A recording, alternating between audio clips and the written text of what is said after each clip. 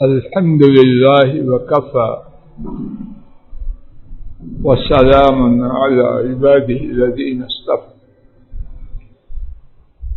اللہ مالک کی توفیق سے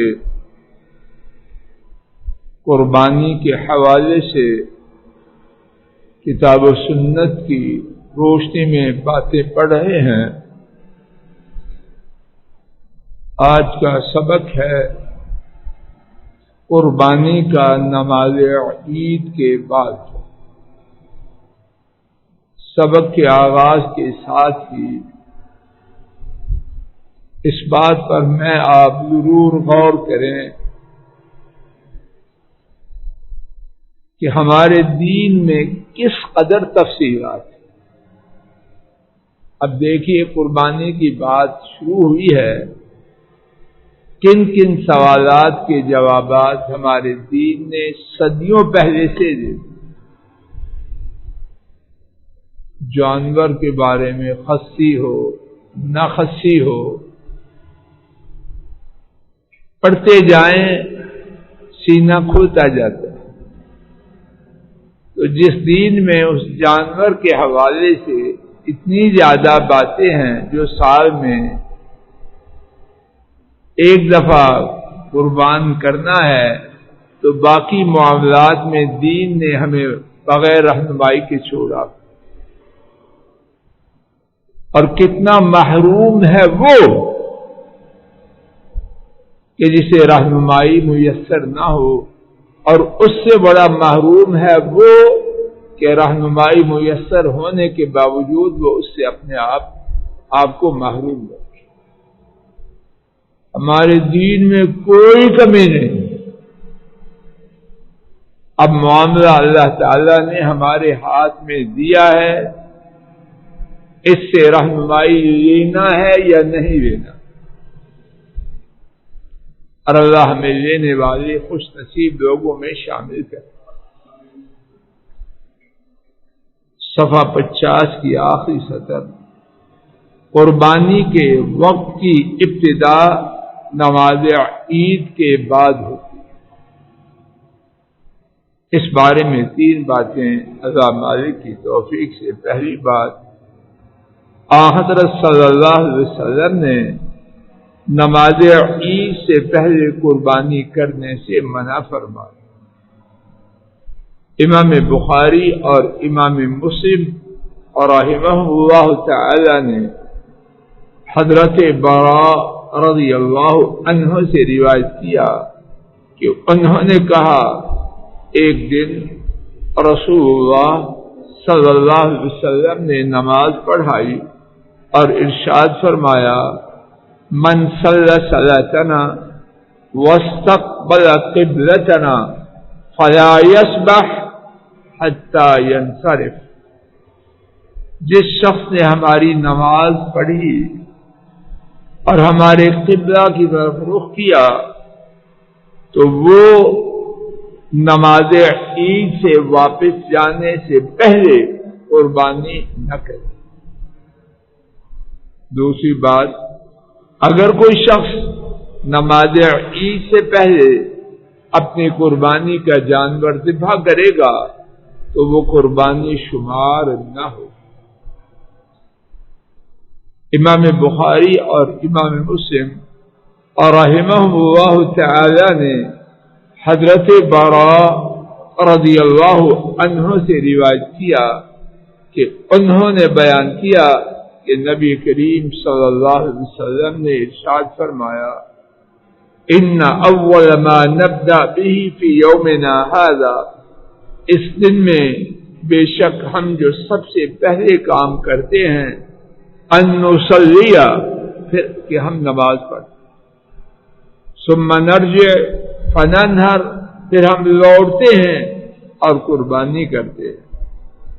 من فعلہ فقد اصاب سنتنا، جس نے اس طرح کیا اس نے ہماری سنت کو پا لیا۔ ومن ذبح، اور جس نے ذبح کیا قبل، اس سے پہلے، فإنما هو لحم، تو در حقیقت وہ گوشت ہے، قدمہ لأہلہ، جو اس نے اپنے گھر والوں کو دیا. لیس من النسک من شیء، اس کا قربانی سے کوئی تعلق نہیں. اللہ کے لیے میں آپ غور کریں اسامہ جی، ہمارا دین کتنا منظم ہے. صدیوں پہلے اجگوروں کو سروں پر چڑھایا ہے، نہ وہ چڑھنے والے انسان اور نہ یہ چڑھانے والے انسان. بڑی تنظیم ہے، یہ دیکھیے صدیوں پہلے کیا رولز اینڈ ریگولیشن. جس نے اس وقت سے پہلے قربانی کی وہ قربانی دی. بلال بیٹا نظام ہے کہ نہیں؟ اور کب سے ہے؟ گورے تب جہالت کے غارو، اب بھی جہالت میں اب کون سے ہدایت میں. یہ بظاہر جو تہذیب ہے نام نشان بھی نہیں تھا. صدیوں پہلے نظام ہے. یہ وقت ہے قربانی کا، اس سے پہلے قربانی نہیں. اور کیا نظام ہوتا ہے؟ اور عجب حماقت ہے ہماری، اتنے نظام والی تاریخ والے اس قدر بد نظم ہو چکے. اب ہماری زندگی میں کہیں نظام نام کی چیز ہے؟ کہیں ہے؟ اور بڑی عزت پا رہے ہیں.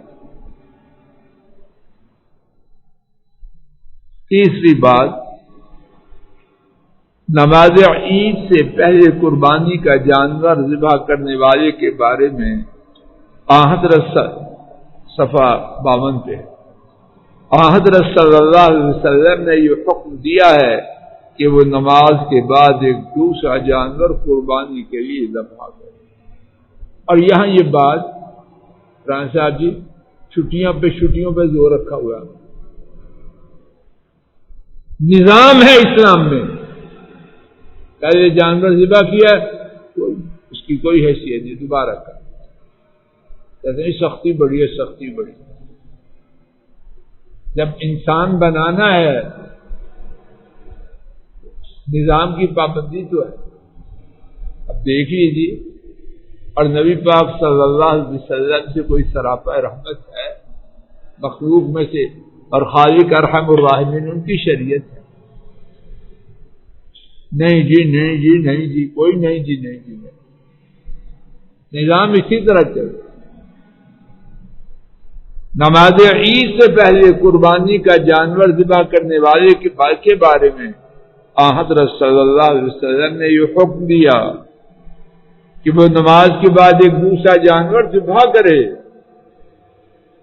امام بخاری اور امام مسلم نے حضرت انس بن مالک رضی اللہ عنہ سے روایت کیا کہ انہوں نے بیان کیا نبی کریم صلی اللہ علیہ وسلم نے فرمایا من کان ذبح قبل الصلاۃ فلیعد، جس نے نماز سے پہلے ذبح کیا وہ دوبارہ کرے.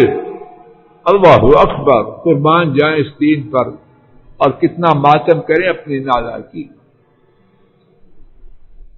ایک دوسری حدیث میں ہے جسے امام بخاری اور امام مسلم نے حضرت جندب بن سفیان بجلی رضی اللہ عنہ سے روایت کیا کہ انہوں نے بیان کیا میں عید الاضحیٰ کے موقع پر رسول کریم صلی اللہ علیہ وسلم کے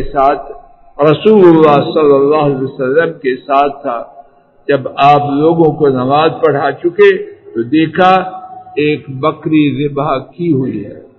فرمایا من ذبح قبل الصلاۃ، جس نے نماز سے پہلے ذبح کیا فلیذبح شاۃ مکانہا، وہ اس کے بدلے میں ایک اور بکری ذبح کرے.